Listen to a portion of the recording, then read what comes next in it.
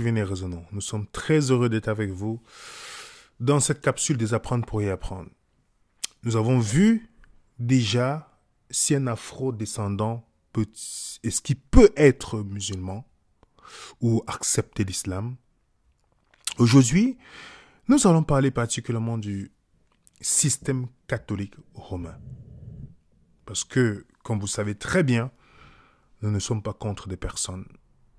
Nous sommes contre l'ignorance. Donc nous ne parlons pas des catholiques ici, nous parlons du système catholique romain. Est-ce qu'un afro-descendant peut-il être catholique? Il y a une vidéo qui nous a été envoyée par une personne qui visionne nos vidéos. Et c'est cette vidéo, je ne connais pas le nom de la personne. Et la personne disait, je vais vous laisser vous-même écouter et puis nous allons entrer dans notre présentation. Ok, la Bible. Il y a l'Ancien Testament et il y a le Nouveau Testament, n'est-ce pas? Mais moi, j'ai celui-là, enfin, on me l'a offert il y a très longtemps et j'ai essayé de l'étudier, j'ai essayé de le lire. Mais je n'ai jamais pu terminer la Bible. Mais de temps en temps, je vais pour essayer de trouver des preuves que ces textes ont été modifiés à des fins pour dominer et contrôler les masses. Yeshua a existé, mais mes frères et sœurs, ce qui est écrit dans ce livre, ce matin, je vais vous lire une partie. Éphésiens 6. Éphésiens 6. Et je suis, excusez-moi, je suis un peu, ça me tord les boyaux en fait. C'est écrit, Éphésiens 6. Enfants, obéissez à vos parents dans le Seigneur, voilà qui est juste. Honore ton père et ta mère, c'est le premier commandement. Tout va bien, jusque-là, ça peut aller. Mais dès que tu descends, Éphésiens 6, verset 7, c'est écrit, esclaves, obéissez à vos maîtres, avec crainte et tremblement. D'un cœur simple, comme au Christ, non parce que l'on vous surveille, comme si vous cherchiez à plaire aux hommes, mais comme des esclaves du Christ qui s'empressent de faire la volonté de Dieu. Servez de bon gré, comme si vous serviez le Seigneur. Excusez-moi. C'est quand même dingue. Quand je vous dis que des gens ont été massacrés, tués, parce qu'on leur a imposé ça. Vous ne croyez pas? Comment est-ce que le Saint-Esprit, selon vous, Dieu, peut venir voir des esclaves et leur dire obéissez avec crainte et tremblement? Et il dit, ne le faites pas parce qu'on vous surveille, comme si vous cherchiez à plaire aux hommes, mais faites-le parce que vous aimez Dieu. C'est écrit dans la Bible. C'est écrit dans la Bible. Je ne l'ai pas inventé. Éphésiens 6, page 1654. Sachant même que ce livre-là, il y a tellement d'évangiles qui manquent dedans. Comment vous pouvez vous fier à 100% à ça? Il n'est pas question de vous juger, il est question de vous ouvrir les yeux. Ça remet en question votre identité parce que certaines personnes, leur religion, c'est leur identité. Toute leur vie est construite sur la croyance de ce qui est dans ce livre-là. Bien qu'il n'y ait pas que des mensonges dedans, il y a certaines vérités. Mais l'énergie autour de ce livre, c'est pour le contrôle. C'est pour ça qu'on dit que nous sommes des brebis. Et Jésus, moi je ne parle pas de Yeshua, hein, je parle du Jésus qu'on prêche ici là, est le berger. Mais quand tu prends la métaphore brebis, quoi réellement la brebis est-elle utile à son berger? Pourquoi le berger s'occupe de ses brebis? 1. Soit pour les revendre après. 2. Soit pour leur fourrure, la laine et tout ça. Soit pour la viande, pour les manger. Ce n'est pas parce qu'il les aime. Ce n'est pas parce que ce sont des créatures magnifiques qu'il faut s'en occuper. Il les surveille et les protège pour après les utiliser pour lui-même. C'est ce qui est dit dans ce livre. Esclaves, obéissez à vos maîtres avec crainte et tremblement. La partie même qui me choque, dans Éphésiens 6, verset 5, obéissez non pas parce que l'on vous surveille et parce que vous cherchez à plaire. Ça, il parle aux esclaves. Hein. À plaire aux hommes, mais comme des esclaves du Christ. Ces mots-là, c'est des mots de dictateur. En fait, le Saint-Esprit est en train de dire aux esclaves que, n'obéissez pas parce que le maître est en train de vous regarder. Mais faites-le par amour, genre, parce que ça vous plaît. Montrez que vous êtes reconnaissant. Comment est-ce que tu vas demander à un esclave, Seigneur, d'obéir à son maître? Non pas parce qu'il cherche à plaire à son maître, mais parce qu'il cherche à plaire à Dieu. Je vous laisse avec votre conscience. Et la vérité affranchie. Vous avez bien écouté la vidéo de cette jeune dame. Je pense que peut-être elle doit être sincère. Je ne connais pas les intentions des gens. Mais qui parle avec beaucoup d'émotion. On voit quelqu'un qui a eu d'autres blessures que la réalité biblique. Je vais expliquer pourquoi. Parce que lorsqu'elle lit la Bible, elle essaie de transmettre ses pensées occidentales ou kémites et autres choses dans la parole de Dieu. La première chose qu'elle dit ici, elle parle d'Éphésiens chapitre 6. Disant que Éphésiens chapitre 6, quand Paul dit « Esclaves, soumettez-vous, soyez obéissants », le mot « serviteur », d'autres versions mettent « serviteur », d'autres mettent « esclaves », soyez obéissants à votre maître, selon la chair, dans la crainte et le tremblement. Elle ne lit pas le verset 9 qui dit « Vous, maîtres, agissez de même à leur égard, abstenez-vous de menaces, sachant que leur maître et le vôtre est dans le ciel, et que devant lui, il n'y a point d'acception de personne. » Vous voyez déjà qu'il y a déjà une volonté de vouloir transmettre une confusion devant les gens, en bougeant, en faisant des réactions émotionnelles, parce que c'est ça que parfois, avec la musique de fond, les gens beaucoup plus, comme on est dans une société où les gens sont hyper réactifs dans l'émotion que la raison. Et l'autre chose, elle présente la Taube. La Taube, c'est la tradition écuménique biblique qui n'est pas la Bible, qui a des Bibles, les livres apocryphes. Et à la fin, elle conclut en citant « Vous connaîtrez la vérité va vous affranchir », c'est la parole de Jésus. Elle est confuse entre Jésus et Yeshua, pensant que Dieu est un Dieu de l'islam qui a besoin qu'on parle de l'hébreu pour écouter son nom, pour comprendre son nom, ou c'est quoi son nom. Elle oublie que Éphésiens chapitre 6, lorsque Paul parle de l'esclave, là, ce n'était pas les noirs et les blancs. Ça n'a rien à voir. Parce que dans l'Empire romain, il y avait les esclaves qui n'étaient pas liés à la couleur de peau. C'était les esclaves économiques, ceux qui avaient des dettes. Et c'est pourquoi il est toujours important de lire la Bible en tenant compte du contexte. Sinon, vous allez vous retrouver comme cette dame qui pense qu'elle est dans elle est dans une frustration, pensant que sa frustration est légitime, pourtant, elle est totalement hors sujet. Et des réactions comme ça, il y en a plusieurs parfois que nous rencontrons. Et lorsqu'on commence à pousser plus loin, on se rend compte qu'en fait, la personne elle a lu la Bible dans sa vision et non dans la vision biblique. Et je vais répondre à cette question, mais je vous ai donné quelques pistes par rapport à sa réponse, qui montrent que j'espère qu'un jour elle rencontrera la vérité et que Dieu la guérira de ses blessures. Alors, comment les descendants d'esclaves peuvent-ils être chrétiens? Voilà un peu l'article Martinique Première, de France Info, qui dit, Martinique 1, pardon, qui dit, comment c'est possible que les descendants esclaves peuvent être chrétiens? Ok? Et dit, le moment est venu d'accepter l'idée que les deux principales religions pratiquées dans le monde, islam et christianisme, se sont accommodées durant le long siècle de l'esclavage. Les historiens abordent ce débat sans passion. Vous voyez ici que on a parlé de l'islam, je reviendrai, mais on parle du christianisme. Quel christianisme maintenant? C'est ça qu'on doit se... Parce que dans la tête de beaucoup de personnes, voilà comment les Noirs sont devenus chrétiens. Dans la tête de beaucoup de personnes.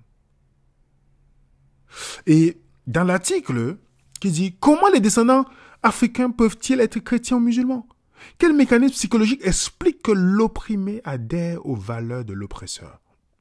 Pourquoi les héritiers des victimes ne peuvent-ils pas s'affranchir de vérités dérangeantes?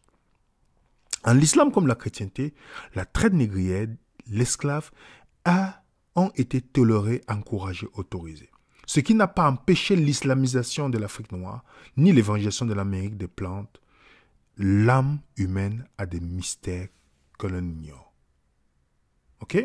Donc dans l'article, ils disent ici, dans l'article, pour continuer, au point commun entre la traite musulmane et chrétienne, l'occultation réussie de cette exaction évoque de nos jours la responsabilité évoquer de nos jours la responsabilité des dignitaires religieux musulmans et chrétiens ont, dans les justifications de trafic d'êtres eux-mêmes, provoquent des crispations, surtout chez les Arabes aujourd'hui. Ils peinent à encore assumer. Donc on sait très bien, l'islam c'est une religion esclavagiste. Ça c'est une réalité. Jusqu'aujourd'hui, vous partez dans les pays musulmans, vous allez voir comment les Noirs sont traités. Allez au Liban, allez au Yémen, allez en Arabie Saoudite. Quand vous êtes esclave là-bas, vous avez vu au Qatar, vous êtes... Voilà. C'est les derniers pays à renoncer officiellement à l'esclavage, c'est les pays arabes. Pour vous dire à quel point l'esclave, c'est une religion de soumission et d'esclavage. Ok? Mais remarquez, l'article nous dit que les musulmans ont la peine, ils ne veulent même pas. C'est pourquoi les pays arabo-musulmans payent souvent et mettent la pression dans les presses occidentales pour qu'on ne parle pas du sujet. Ok? Mais regardez l'attitude de l'article, on dit « Chez les chrétiens, le débat est devenu moins passionnel depuis dans les spectaculaires déclarations de Jean-Paul II. En voyage en Corée en février 1992, il accomplit le geste tant espéré depuis les siècles. Le chef de l'Église catholique, l'un des plus éclairés de la période récente, demande pardon aux descendants des victimes de la traite. Un geste fort quand plusieurs de ses prédécesseurs ont permis l'innommable. Ainsi, le pape Eugène IV, en 1435, il condamne l'esclavage des habitants dans les îles Canaries, mais ne dit rien de celui pratiqué en Afrique par les Portugais. Ainsi de Nicolas V, en 1954, il autorise la traite des nègres en Guinée, amenée de force à Lisbonne.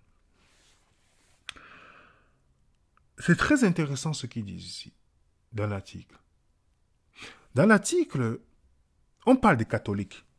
Généralement, les gens confondent catholicisme et islam. Catholicisme et christianisme. C'est le pape qui demande pardon parce que le catholicisme a participé à l'esclavage. Et non le christianisme. Jésus n'a jamais fait la promotion de l'esclavage. Il n'a jamais eu d'esclave comme Mohammed. Il n'a jamais donné son accord pour ça. Vous comprenez? Donc, quand on parle de christianisme, les gens, parce que quelqu'un a porté le manteau du christianisme, alors on va confondre tout le monde à tout ce que les gens vont faire au nom du christianisme. Dans l'islam, on a vu clairement que l'auteur, le fondateur de l'islam était un esclavagiste. Et beaucoup de noirs ignorants qui disent non, je quitte la religion blanche. Le christianisme, c'est une religion des blancs. On va parler de ça tout à l'heure. Je vais quitter la religion des blancs parce que je vais adhérer à l'islam. Je veux plus porter le nom. Ça, c'est ce que Mohamed Ali dit. Je veux plus porter le nom des esclavages. Je veux porter le nom de Mohamed Ali. Son nom, c'était Cassius Clay. Il est devenu Mohamed Ali.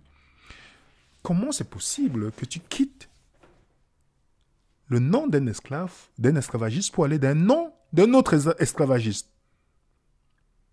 qui est Mohamed, qui a fait pire. On ne peut pas hiérarchiser les douleurs, mais il a tellement versé du sang, ce monsieur. Et vous connaissez le racisme qui dure jusqu'aujourd'hui en terre islamique. Et regardez seulement, lorsqu'un noir veut se marier à une femme arabe, regardez ce quoi elle est confrontée. Vous ne pouvez même pas imaginer. Pour vous dire, les parents de la fille se basent sur le Coran, sur l'islam, sur les hadiths, sur le passé, sur les historiens. Ok? On voit une volonté de vouloir même pas parler, comme Christine Taubira, qui dit de ne pas parler de la traite arabo-musulmane parce que ça va toucher, ça va faire ce que les jeunes arabes portent un poids. Mais il faut parler. C'est la même personne qui va critiquer la traite transatlantique. Pourtant, la traite arabo-musulmane a fait pire que la traite transatlantique. Je vous ai dit de lire ce livre de Tidjane Ndiaye. Tidjane Ndiaye. Vous allez comprendre le génocide voilé. Ce génocide qu'on cache aujourd'hui dans les presses, dans les médias, juste pour couvrir le Qatar, l'Arabie Saoudite, qui donne des grandes sommes, qui font des financements dans les pays occidentaux. Alors pour cette solidarité, il ne faut pas en parler. En Afrique ensuite, ils sont fiers, beaucoup de musulmans noirs sont fiers d'être esclaves. Ils sont fiers d'adorer cette religion par tradition, pas parce qu'ils connaissent la réalité. Alors, comment les descendants esclaves peuvent-ils être chrétiens? La vraie question c'est, comment les descendants d'esclaves peuvent-ils être catholiques? Ok? Parce que la confession du pape, ce n'est pas la confession non du christianisme. Il ne représente pas les chrétiens, le pape. Il représente les catholiques. Et je remercie Patrick qui m'a accompagné dans ses recherches. Donc, le pape parle au nom des catholiques, pas au nom des chrétiens. Ok? Et la différence entre l'islam, c'est que le prophète a pratiqué l'esclavage. Pourtant, dans le christianisme, Jésus ne représente pas les prêtres catholiques. Jésus ne l'a pas pratiqué. Vous pouvez connaître l'histoire. Comment l'église catholique, ils ont béni l'esclavage et la traite négrière. Ils ont donné leur point, accompagné la traite négrière. Je parle du système catholique romain. Que beaucoup encore ne font pas la différence, toujours vouloir faire l'amalgame. Vous connaissez l'un des pires criminels de l'histoire du catholicisme, c'est Léopold, le roi de Belge. Allez voir comment il coupait les bras des personnes au Congo. Si vous connaissez l'histoire, vous allez comprendre. Et tout cela sous la bénédiction de ce système que les gens confondent au christianisme. Et d'où est venue l'idée que les Noirs doivent être esclaves? Cette idée est partagée par plusieurs religions, dites chrétiennes, dont le système catholique romain. C'est basé sur l'histoire de Sem, Cham et Jean-Claude. Vous pouvez lire cet article qui est très intéressant, où l'auteur nous parle de la vision, pourquoi les Noirs, il dit, après le déluge, Noé débarque avec son âge sur le mont Ararat, vers la Syrie. Il doit repeupler la planète. Ses fils vont s'en charger. Sem engendre le peuple d'Orient, d'où le mot sémite, Sem, sémite. Cham, le peuple d'Afrique, Japheth, le peuple d'Europe. Un jour, Cham entra dans la tente de son père endormi et nu. Il panique, il prévient ses frères qui entrent en reculant pour couvrir leur père sans le voir. Lorsque Noé apprend que Cham l'a vu nu, il entre dans une fureur noire, le maudit à travers son fils. Maudit soit Canaan, qui soit esclave des esclaves de ses frères. Les fils de Cham, les Africains, sont donc voués à être esclaves des Orientaux et des Européens. C'est imparable puisque c'est écrit dans la Bible. Vous comprenez? Un article comme ça, pour quelqu'un qui n'a jamais poussé loin dans ses études, il peut croire. Il peut penser que ce que monsieur dit, c'est vrai. Certes, il est en train de véhiculer ici l'idée que d'autres religions ont utilisé, en disant que les Noirs ont été décidés par Dieu. On voit que c'est Noé qui parle ici, pas Dieu, que les Noirs ont été décidés par Dieu pour être esclaves. Donc, ici, la position officielle de l'Église catholique romaine, basée sur ces points-là, c'était plus facile pour eux de savoir que les Noirs sont voués à l'esclavage. Vous pouvez voir la controverse de Valodéide, c'est disponible sur YouTube. Vous allez comprendre un peu l'histoire de l'Église catholique avec l'esclavage, comment il y a eu beaucoup de choses qui se sont passées. D'où certaines personnes demandent des réclamations. Ok? Je mets l'article pour que vous voyez. Les gens demandent des réclamations. Ils disent, nous voulons des réparations. Au point où, lorsqu'on a libéré, on a aboli l'esclavage, on a indemnisé même les colons. Ceux qui avaient les esclaves, les béquets aux Antilles, par exemple, ou dans d'autres régions. Et on les a même indemnisés. Mais on n'a jamais indemnisé les esclaves qui étaient là. Ok? Vous connaissez la religion qui était pratiquée par ce béquet. Ok? Donc, c'est juste pour vous donner l'histoire. Ok? Donc, je reviens sur l'article qui montre que pour légitimer l'esclavage, il faut utiliser quoi? La Bible. Ils ont utilisé la Bible. Comme je dis, la Bible,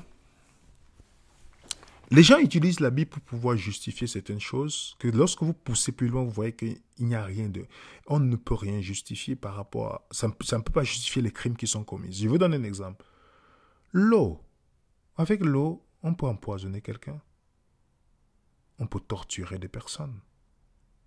Mais vous continuez à boire de l'eau. Pourquoi? Parce que vous faites la différence. C'est pas vrai? Regardez comment les gens ont tordu les Écritures. Pour justifier que, en fait, Noé a prédit que les descendants de Cham seront esclaves de leurs frères. Alors, les descendants de Cham, c'est des esclaves. Vous avez compris? Est-ce que vous avez compris? Les moments aussi qui sont basés sur ces écritures-là, sur cette interprétation. Je veux dire, les nègres dans cette vie se voient refuser la prêtrise.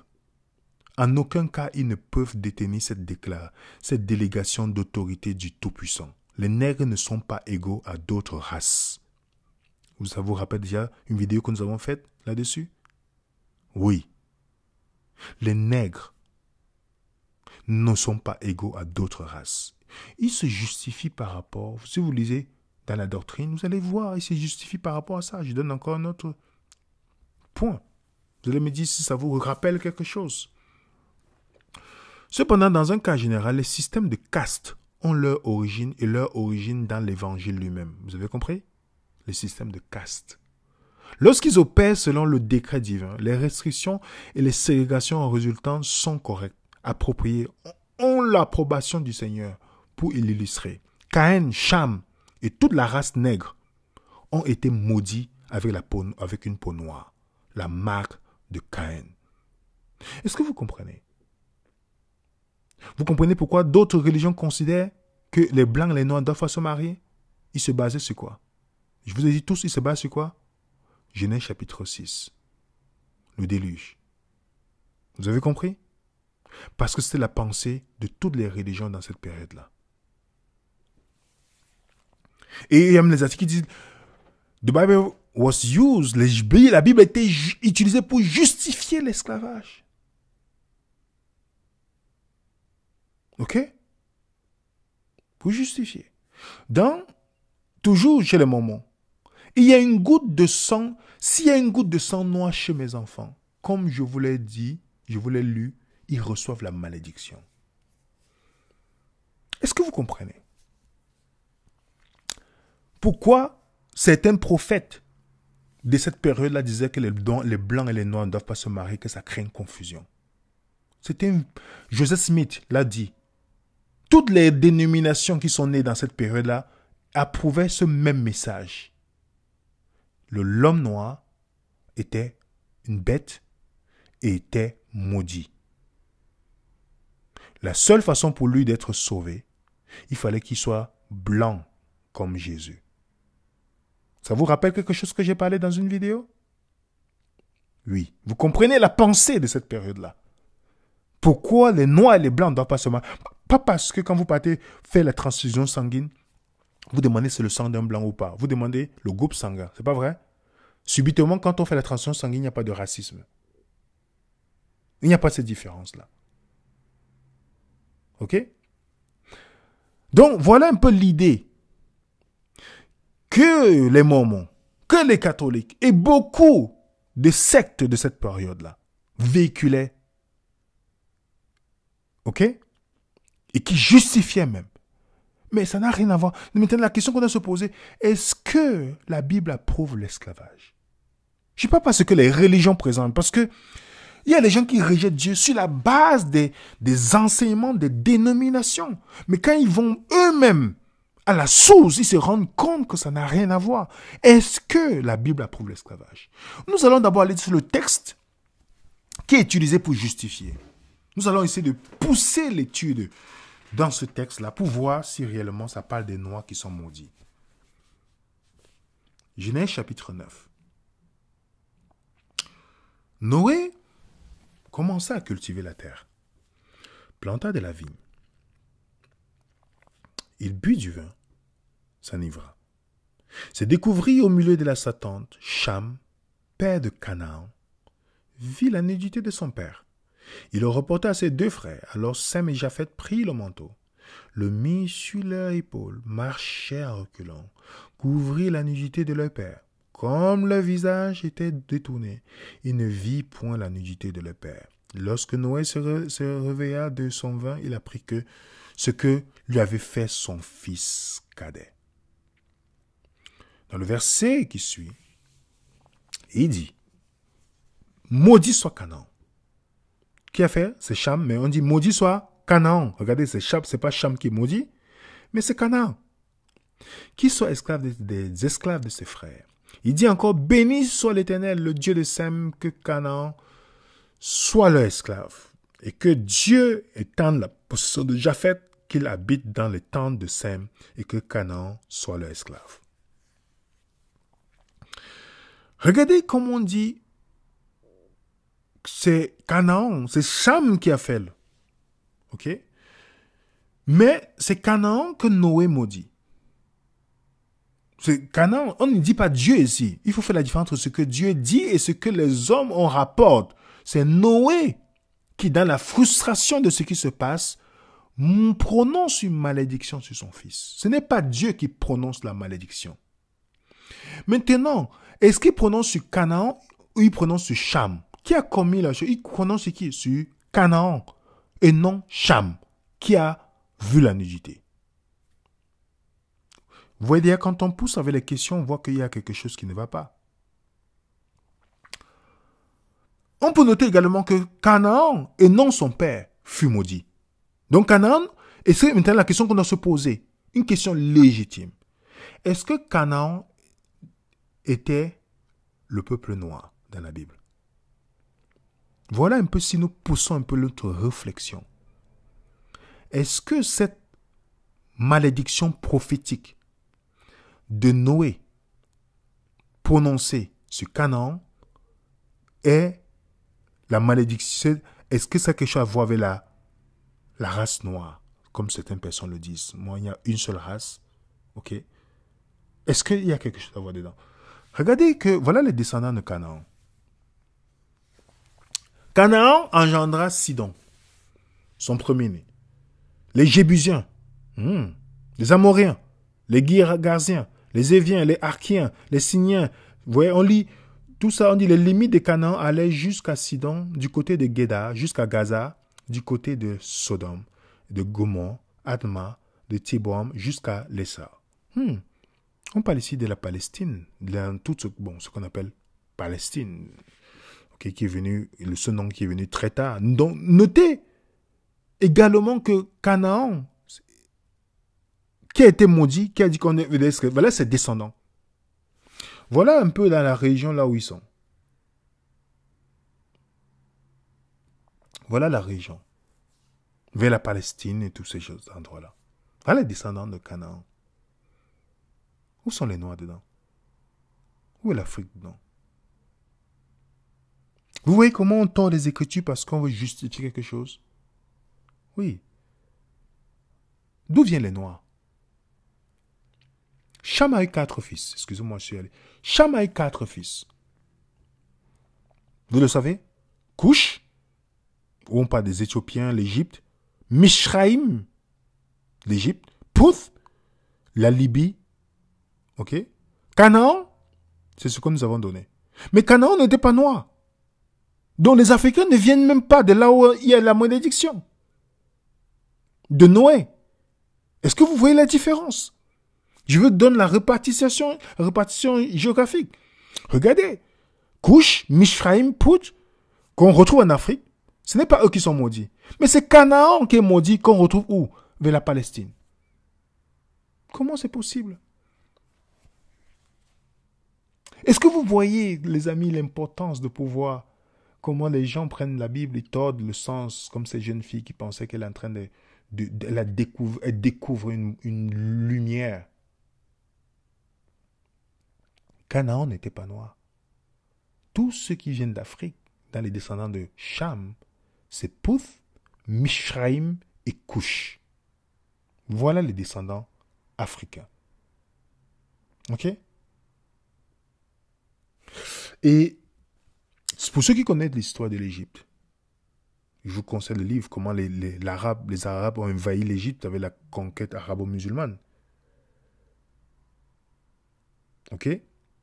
Ou les travaux de Cheikh Anta Diop qui démontrent en fait que l'Égypte n'était pas arabe. Quand on voit l'Afrique du Nord aujourd'hui, c'est le résultat de la conquête arabo-musulmane. Ok? Et une partie du jardin d'Éden était en Afrique. Vous pouvez lire Genèse chapitre 2, verset 10. Donc, si je reviens sur le texte de la sœur, de la dame, qui avait les traits agités quand elle lisait ce texte-là, on dit, esclaves, obéissez à vos maîtres selon la chair. Déjà, le temps de Paul, je répète, être esclave, ça n'avait rien à voir avec ta couleur de peau. Paul écrit à Éphèse. Il écrit aussi à Romains et tout ça. Il n'y avait rien à voir avec la couleur de peau. Rien à voir. Et malheureusement, comme les gens lisent toujours ce qui les intéresse, parce qu'ils pensent que les autres ne vont pas aller regarder d'autres versets, elle n'a jamais lu le verset 9, ni le verset 8. Pour montrer justement parce que quand on fait une vidéo, on met un son sonore rempli d'émotions, il y a des gens qui vont céder, ils ne vont jamais aller vérifier. Nous avons fait une vidéo pour expliquer c'est quoi l'esclavage dans la Bible. Même les Juifs étaient esclaves. L'esclavage dans la Bible, ça n'avait rien à voir avec l'esclavage du 19e siècle. C'est pourquoi il est important de vérifier les Écritures. De regarder son contexte, parce qu'un texte hors de son contexte est un prétexte. C'est ce que cette dame fait et ce que beaucoup de personnes font malheureusement. Donc quand on parle de l'esclavage, voilà ce qui vient dans la tête des gens. Quand ils lisent la Bible, voilà ce qui vient dans la tête des gens, parce qu'ils ne peuvent pas bien calibrer leur logiciel. Dans la Bible, dans la vidéo que nous avons faite, l'esclave, c'était économique. Donc, un juif pouvait être esclave d'un autre juif. Pourquoi? Lorsqu'il avait des dettes. Il partait travailler pour 7 ans, 6 ans. La 7e année, ils sont libres. C'est ce que nous avons expliqué. Et c'était un principe d'accommodation. C'est pas que Dieu approuve l'esclavage, il s'accommode. La polygamie et toutes ces choses, c'est pas que Dieu approuve. Même Jésus le dit. Ok? Donc quand on regarde la Bible, l'esclave n'était pas fondé sur la couleur de peau. Vous pouvez vérifier. C'était volonté initiée par l'esclave, basé sur la condition économique. Et un esclave pouvait posséder les biens, il avait les droits d'un salaire. Il était une personne et non un bien. Et ce n'était pas basé sur la couleur de peau. Vous comprenez? Ce n'était pas une occupation. Ce n'était pas une domination. Le but, c'était de rembourser sa dette, ce qui poussait les gens à être responsables, à gérer bien les biens. Donc, ça n'a rien à voir. Et même la Bible, la personne ne cite pas le même Paul qui parle des gens qui capturent les hommes. Où il dit, nous n'ignorons pas que la loi est bonne, pourvu qu'on en fasse usage légitime. Sachant bien que la loi n'est pas faite pour le juste, mais pour les méchants, les rebelles, les impies, les pécheurs, les irréligieux, les profanes, les parricides, les meurtriers, les impudiques, les infâmes, les voleurs d'hommes. Lisez bien ce que Paul ici dit ici. Les voleurs d'hommes dans la Bible, c'est ceux qui capturaient les gens pour l'esclavage. Ça n'a rien à voir avec la couleur de peau. Parce que c'est un commerce. Les Grecs étaient aussi esclaves des autres Grecs. Ce que la dame ne connaît pas, malheureusement, l'histoire. Et quand vous partez dans ce magnifique livre de Philémon, qui est mon livre préféré dans le Nouveau Testament, quand vous partez dans ce livre de Philémon, vous savez que Paul écrit une lettre pour un esclave qui a volé les biens de son maître, Philémon. Et regardez, quand Paul dit, Paul, prisonnier de Jésus-Christ, le frère Timothée, à Philémon, notre bien-aimé, notre compagnon d'œuvre, à la sœur Aphia, à Archippe, notre compagnon de combat, à l'église qui est dans ta maison, que la paix, que la grâce et la paix vous soient données de la part de notre Père, de notre Dieu, notre Père et du Seigneur Jésus-Christ. Et puis Paul rentre dans le sujet. Il dit, je rends continuellement grâce à Dieu. Et donc ça, c'est l'introduction, tout ça. Et Paul, c'est grâce à Paul que Philémon a rencontré le christianisme. Mais Philémon avait un esclave chez lui, qui s'appelle Onésime. Ok? Et Onésime a volé Philémon et il a fui. Et peut-être il se retrouve en prison avec Paul. Il explique son problème à Paul. Et Paul dit, mais je connais Philémon. Vu que tu seras libre, voilà une lettre que tu vas envoyer, que tu iras avec voir ton maître. Parce que le but du christianisme, c'est la réconciliation. Et Paul, pour sécuriser Philémon, parce que quand tu rentres voir ton maître, il peut te faire du mal, parce que tu as fui. Et Paul veut redonner la dignité à Onésime, aussi quelques paroles à Philémon. Et il dit, je prie pour mon enfant, que j'ai engendré dans les chaînes, Onésime, dont étant en prison, qui autrefois t'a été inutile. Le mot Onésime veut dire utile. Mais Paul dit que autrefois t'a été inutile, mais qui maintenant est utile, à toi et à moi. Je te le renvoie, lui, mes propres entrailles. J'aurais désiré le retenir auprès de moi pour qu'il me serve à ta place. Pour qu'il me serve à ta place. Vous savez, Paul était âgé, il était malade, donc il a besoin de quelqu'un qui va l'aider. Pendant que je suis dans les chaînes pour l'évangile, toutefois, je n'ai rien voulu faire sans ton avis, afin que ton bienfait ne soit pas comme forcé, mais qu'il soit volontaire. Peut-être a-t-il été séparé de toi pour un temps, afin que tu le retrouves pour l'éternité. Non plus comme esclave, mais comme supérieur à un esclave, comme un frère bien-aimé. De moi particulièrement, et de toi à plus forte raison, soit dans la chair, soit dans le Seigneur. Est-ce que vous comprenez les paroles de Paul ici? Il dit à Philémon, tu ne dois plus le recevoir comme un esclave, mais comme un frère. Et Paul continue en disant, si donc tu me tiens pour ton ami, reçois-le comme moi-même. Si tu as fait quelque tort, si tu dois quelque chose, mets-le sur mon compte. Moi, Paul, je l'écris de ma propre main. Je paierai pour ne pas dire que tu te dois toi-même à moi. En fait, tu me dois, Philémon. Mais je paierai. Oui, frère, que j'obtienne de toi cet avantage dans le Seigneur. Tranquillise mon cœur en Christ. C'est en comptant sur ton obéissance que je t'écris, sachant que tu feras même au-delà de ce que je te dis. Comment Philémon était censé recevoir Onésime? Si vous lisez toute la lettre, il lui dit de le recevoir comme lui-même, comme qui prépare la même pièce. Dans l'habitude de recevoir, comme il a l'habitude de recevoir Paul, qui prépare la même pièce pour Onésime. Vous pensez que c'est un livre qui encourage l'esclavage? L'esclavage qui était fait dans cette période-là, c'était pas les chrétiens qui l'ont créé. Mais quel est le message d'un chrétien vis-à-vis d'un chrétien qui est converti, qui vient de se convertir au christianisme, mais qui avait encore l'esclave? C'est-à-dire de recevoir-le comme quoi? Comme un frère. Est-ce que vous voyez la différence? Dans Galates, excusez-moi, c'est pas Philémon, hein. J'ai oublié de mettre Galates, là, c'est Galates chapitre 3. Il dit, vous êtes tous fils de Dieu, par la foi de Jésus. Vous tous, qui avez été baptisés en Christ, vous avez revêtu Christ. Il n'y a plus ni Christ, ni juif, ni grec. Il n'y a plus ni esclave, ni libre. Il n'y a plus ni homme, ni femme, car tous vous êtes un en Jésus-Christ. Voilà le message du christianisme. Le christianisme n'a jamais approuvé. Donc, j'en confonds le catholicisme et le christianisme. Et je vous rappelle, les premières personnes qui ont lutté pour la libération des Noirs, c'était les chrétiens protestants. William Wilberforce. C'est un homme politique, philanthrope, et qui était meneur du mouvement abolitionniste, qui dans sa conversion au christianisme s'est battu. Vous pouvez vérifier l'histoire.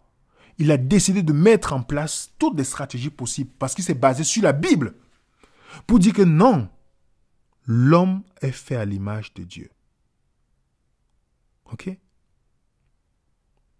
L'homme est fait à l'image de Dieu. Et on a John Wesley qui lui adresse une lettre. En lisant ce matin un tract écrit par un pauvre Africain, j'ai été particulièrement frappé par cette circonstance qu'un homme qui a la peau noire, étant lésé ou outragé par un homme blanc, ne peut avoir aucun recours. C'est une loi dans nos colonies que le serment d'un noir contre un blanc ne vaut rien. De quelle méchanceté s'agit-il? Il s'est basé sur ça pour dire non, il faut faire quelque chose. Et on sait très bien comment John Wesley, William Wilberforce, beaucoup de personnes de couleur blanche, qui étaient chrétiens mais pas catholiques, ont lutté dur pour qu'on puisse libérer les Noirs. Voilà le véritable chrétien. Ils ont suivi le modèle qui est Christ. Oui, le modèle qui est Christ. La Bible dit que nous venons d'un seul sang. Vous ne demandez jamais le sang d'un blanc ou noir. Vous cherchez, quand vous partez à l'hôpital, c'est la transfusion sanguine, on regarde le groupe sanguin, c'est tout. Est-ce qu'il y a le groupe sanguin dans toutes les couleurs? Oui. Vous comprenez, les amis? Nous avons un seul Père. Oui. Qui prend plaisir de la diversité dans l'unité. Vous comprenez? Vous allez voir, par exemple, deux noirs qui peuvent faire les blancs. Même dans ma propre famille, j'ai des cas comme ça. Vous comprenez? Ou ma tante a fait un enfant qui est sorti comme clair avec comme métisse, tout ça. Le père est noir, foncé. Il a même demandé, il a douté, il a dit, mais c'est pas mon enfant. Jusqu'à ce qu'ils font les tests. Vous comprenez? Il y a plusieurs cas comme ça dans ma famille. Donc, d'où vient cela? On a en Angleterre, où une femme noire a donné l'enfant deux blancs. Son mari était blanc. Pourtant, ça devait faire des métis. Vous voyez ça là, les amis? Donc, il n'y a pas de différentes races. Il n'y a que les couleurs différentes. Il n'y a que les couleurs différentes. Donc, quand vous voyez Malcolm X, dans sa détestation du christianisme, qui se dit leader du mouvement de libération des Noirs, mais qui adhère à l'esclavage de l'islam, ça vous dit vraiment la dissonance cognitive. Ça vous dit que dans le rejet de ce que l'homme blanc propose, on rejette tout, mais pour adhérer à qui encore? C'est pourquoi il déclarait: le christianisme est la religion de l'homme blanc. La sainte Bible entre les mains de l'homme blanc et son interprétation de celle-ci ont été la plus grande arme idéologique pour asservir les millions d'êtres humains non blancs. Il est moins musulman, sunnite. Ça dit beaucoup de choses. Que la même critique qu'il fait sur le christianisme, il a subi lui-même cela de l'idéologie de l'islam. Et vous connaissez le passé. Donc, beaucoup de gens pensent que le christianisme a été utilisé par les maîtres d'esclaves afin de rendre soumis. Est-ce que c'est vrai? Est-ce que c'est vrai, ça? Non. Beaucoup d'afro-descendants vont vous dire ça. Oh, le christianisme, c'est la religion de l'homme blanc. C'est vrai que les esclaves, en ce temps, ont reçu le christianisme de leur maître, quand ceux qu'ils ont terminé. Mais quel christianisme? Et c'est faux, parce que le christianisme était déjà en Afrique avant l'esclavage, les amis. Vérifiez votre histoire. Arrêtons les points qu'on nous raconte et qu'on répète comme des perroquets. Si vous partez dans ce livre de John Samuel Beatty, philosophe, écrivain, il est né au Kenya, il a écrit des livres très intéressants sur la religion africaine, sur beaucoup de choses. Et une chose que les Africains ne vous diront pas, c'est qu'ils ne parlent jamais de la traite intra-africaine, comment les Noirs capturaient d'autres Noirs. Ils ne parlent jamais de ça. Ils veulent à tout prix cacher ça, mais ils parlent toujours de la traite transatlantique. Même la traite arabo-musulmane, ils ne veulent pas parler, pour la solidarité religieuse. Vous comprenez? John Beatty, dans un ouvrage, il parle de Early Church in Africa. Il dit le christianisme en Afrique est si vieux qu'il peut être décrit à juste titre comme une religion autochtone, traditionnelle et africaine. En fait, si vous vérifiez dans l'histoire, le christianisme était bien présent en Afrique avant l'Occident. Avant l'Occident. C'est pourquoi on retrouve les vestiges de l'ancien du christianisme en Éthiopie et dans plusieurs pays, au Nigeria. Donc, dans l'ignorance, ils oublient que les premiers chrétiens africains n'étaient pas des esclaves américains. L'héritage chrétien en Afrique remonte à l'époque de la Bible. On a l'église copte égyptienne au Soudan. On a l'église orthodoxe éthiopienne. Et beaucoup d'autres courants du christianisme ancien. Et la Bible dit, quand vous voyez, on parle de l'Égypte, les territoires de la Libye voisine, on parle des pays d'Afrique qui étaient là. Vous pouvez vérifier dans la carte. Vous connaissez l'histoire de l'Éthiopien, qui fut baptisé par Philippe. Il est retourné en Éthiopie pour ça. Vous comprenez, les amis? Donc, il y a une chose qui est véhiculée. Oh, c'est la religion des Blancs. Non. C'est une religion qui vient d'Afrique aussi, puisqu'elle était en Afrique avant l'Occident. Et cette mauvaise foi de beaucoup de personnes qui aiment dire que le christianisme est utilisé pour abrutir les gens. C'est pourquoi l'Afrique est pauvre. Quelle contradiction. Quelle contradiction. Est-ce que l'Europe n'est pas chrétienne? Est-ce que l'Amérique n'est pas chrétienne? Est-ce qu'ils sont pauvres? Non. En Afrique, il faut trouver un bouc émissaire à la pauvreté. Soit c'est les Blancs, soit c'est la religion. Est-ce que tous les pays développés dans le monde, la plupart sont religieux? Oui, ils ont leur religion. Même la Russie a sa religion. Mais est-ce que vous pensez que c'est un moyen de frein pour leur développement? Non.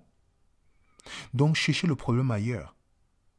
Regardez le problème dans les hommes politiques africains que vous votez, qui sont mis en place par le néocolonialisme, qui appauvrissent à service. Et comme le christianisme a bon dos, il faut à tout prix dire, c'est à cause des chrétiens.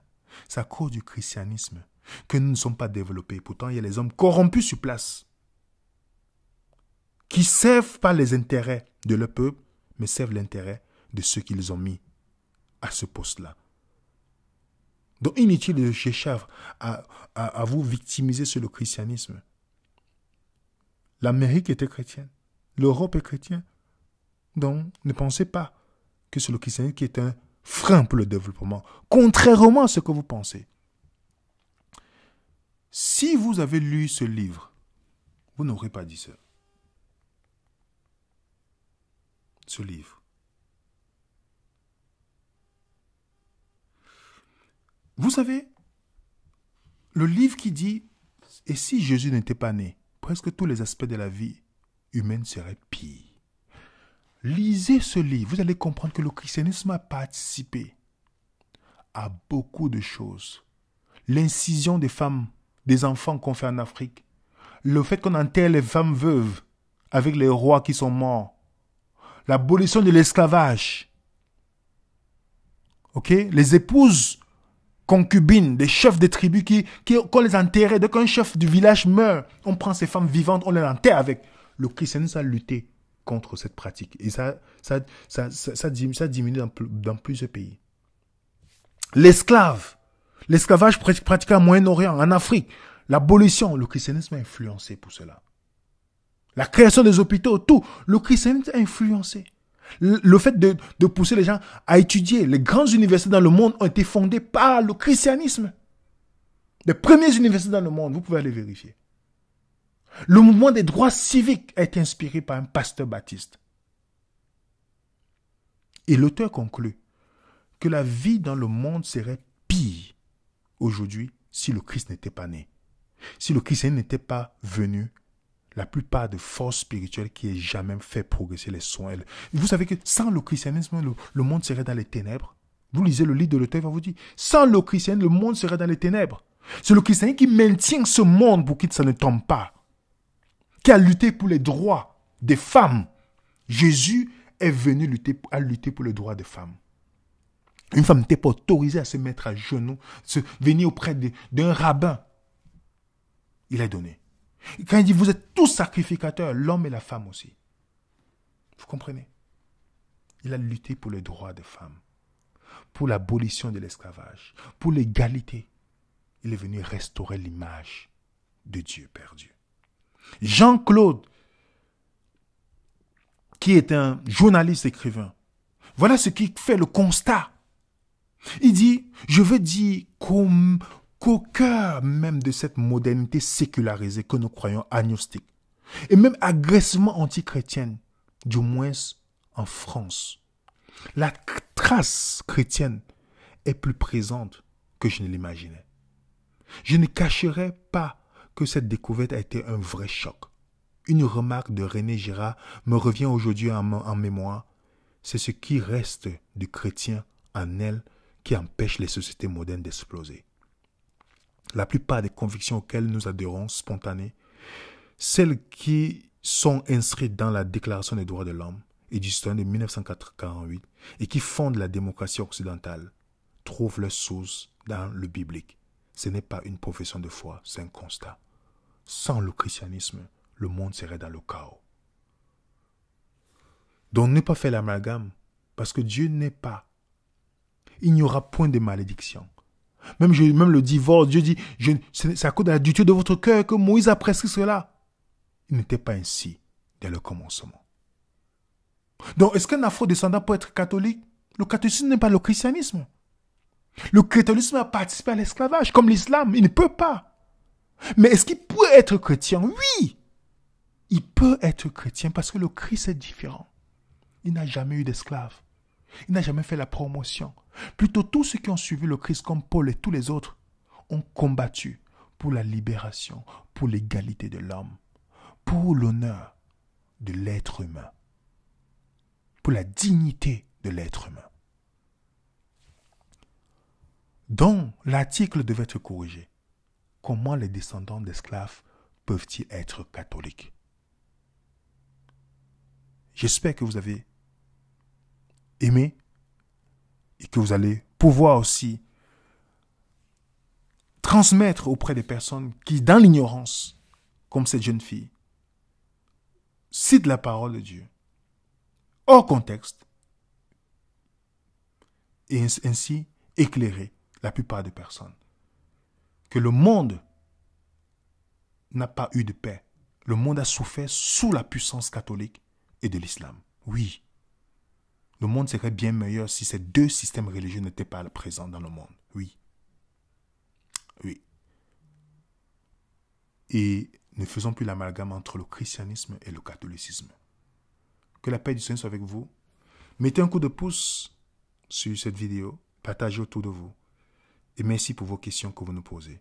Ici, toute question, il n'y a pas de tabou pour des questions. Peu importe la question, envoyez-nous la question, par la grâce de Dieu. Nous traitons et partageons avec vous. Merci à ceux qui ont participé à cette étude. Que la paix du Seigneur soit avec vous au nom de Jésus. Nous t'avons prié. Amen.